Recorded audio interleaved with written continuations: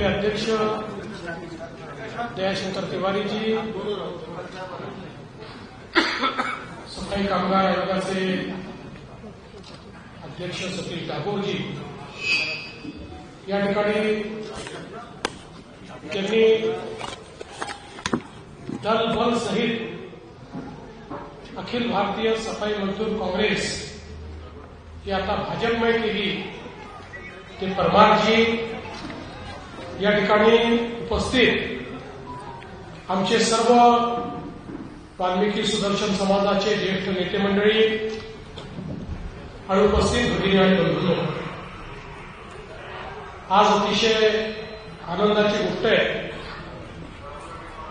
की अखिल भारतीय सफाई मजदूर काँग्रेस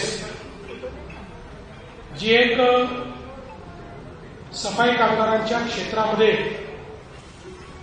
काम करणारी अत्यंत मोठी आणि प्रमुख संघटना होती, अनेक वर्षापासून या संघटनेने सफाई कामगारांकरता, त्यांच्या हक्कांकरता लढा दिला, आंदोलनं केली. आज परमारजींच्या नेतृत्वामध्ये ती पूर्णपणे भाजपमध्ये येते, भाजपमध्ये विलीन होते. हे खरोखर अतिशय आनंदाची गोष्ट आहे. आपल्याला कल्पना आहे की 1997-98 जेव्हा मी महापौर होतो त्यावेळी भारतामध्ये पहिल्यांदा लाल पागे समितीच्या अंतर्गत आमचे सफाई कामगारांचे जे सुशिक्षित मुलं होते त्यांना क्लास 3 मध्ये थेट नोकरी देण्याचं काम आपण केलं आणि खऱ्या अर्थानं लाल पागे समितीला न्याय देण्याचं काम तेव्हापासून आपण सुरू केलं. त्यानंतर सातत्याने भारतीय जनता पार्टीमध्ये आमचे या ठिकाणी सगळे जे नेते आहेत त्या नेत्यांच्या मार्गदर्शनाखाली आम्ही आपले जे सफाई कामगार बंधू आहेत, वाल्मिकी सुदर्शन समाज आहे, सगळ्या आपल्या ज्या उपजाती आहेत, या सगळ्यांना एकत्रित घेऊन त्यांच्या कल्याणाकरता काम करत होतो. 2014ला मुख्यमंत्री झाल्यानंतर पुन्हा एकदा लाल पागे समितीचा नवीन GR आपण काढला, मोठ्या प्रमाणात नियुक्त्या केल्या. नंतरच्या काळामध्ये जे सरकार आलं त्या सरकारने तो GR बदलला. पुन्हा 22ला सरकार आल्यानंतर मी स्वतः पाठपुरावा करून लाल पागे समितीचा GR काढून घेतला. कोर्टामध्ये पहिल्यांदा स्टे आला, त्याची लढाई आपण केली आणि ती लढाई करून आपण तो GR संपूर्ण महाराष्ट्रात लागू केला.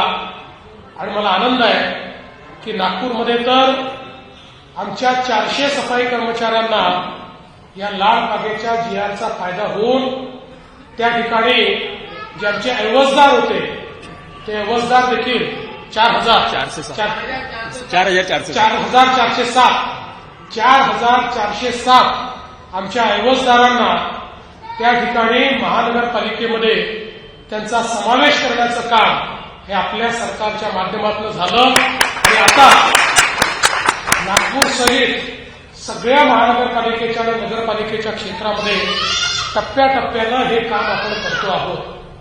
त्यामुळे एकूणच आमच्या सफाई कामगारांच्या हक्काकरता सातत्याने लढणारा पक्ष म्हणजे भारतीय जनता पक्ष आहे, हे आम्ही दाखवून दिलेलं आहे. आजही आपण बघितलं असेल तर या निवडणुकीच्या निमित्ताने खऱ्या अर्थानं आमच्या वाल्मिकी सुदर्शन समाजाला त्या ठिकाणी न्याय देण्याचं काम, उमेदवारी देण्याचं काम देखील भारतीय जनता पक्षाने केलं आहे. इतर अनेक पक्षांना केवळ मतं हवी आहेत, पण या समाजाला न्याय द्यायचा नाही आहे. पण आम्ही सातत्याने तो न्याय द्यायचा प्रयत्न करतो. आणि मला असं वाटतं की या आमच्या प्रामाणिक प्रयत्नांमुळेच परमारजींनी आणि अखिल भारतीय सफाई मजदूर काँग्रेसने हा निर्णय केला की सगळी मोठी संघटना भाजपच्या झेंड्याखाली आणायची, आणि आज त्यांनी ती भाजपच्या झेंड्याखाली आणलेली आहे. मी त्यांना आश्वस्त नाही, हे तर आमचेच आहेत ना, म्हणजे आपल्याकडे सगळे आमचेच लोक आहेत. त्याच्यामुळे दुसरं महत्वाचं आहे की आता आपण श्रमसाफल्य योजनेच्या अंतर्गत आमच्या सफाई कर्मचाऱ्यांना पक्के घरं मालकीचे देण्याचा निर्णय घेतलाय. नागपूरचं कामही आपण आता सुरू केलेलं आहे.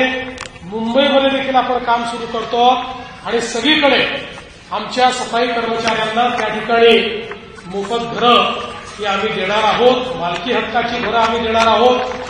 अनेक गोष्टी आहेत, सगळ्या गोष्टी काही आता मी सांगणार नाही, पण मी परमारजी तुम्हाला एवढंच आश्वस्त करतो, आमचे सगळे जुने लोक मोतीबाबू वगैरे या ठिकाणी आहेत, त्यांना माहिती आहे त्यांचा आणि आमचा सगळ्यांचा घरोब्याचा संबंध हा 40 वर्षाचा आहे.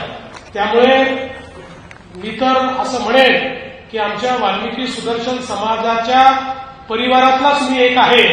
एवढे पारिवारिक संबंध माझे आहेत. त्यामुळे आपल्याला कधीही या गोष्टीचा पस्तावा होणार नाही की संघटना घेऊन आपण भाजपच्या झेंड्याखाली आला. पुढच्या काळामध्ये ज्या ज्या अडचणी आहेत, समस्या आहेत, सातत्याने बैठका घेऊन सरकारमध्ये त्या संदर्भातले निर्णय घेऊन आपल्या या संपूर्ण कामामध्ये आम्ही देखील त्या सगळ्या गोष्टीच्या निर्णयांना गती देऊ आणि आपल्या हातून समाजाचे प्रश्न सुटलेले आहेत अशा पद्धतीनं आपण चित्र निर्माण करू, हा विश्वास मी आपल्याला देतो.